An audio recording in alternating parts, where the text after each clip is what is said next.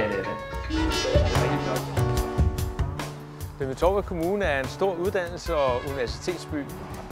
Vi er her 1,5 mil fra Københavns centrum, midt i det pulserende handelsliv i Kongens Lyngby.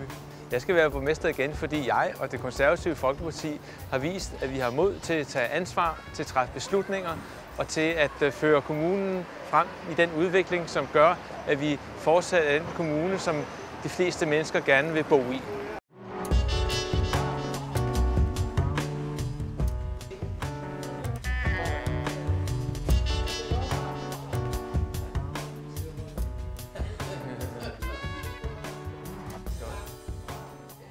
Vi tror vi begge to er meget glade for at være her.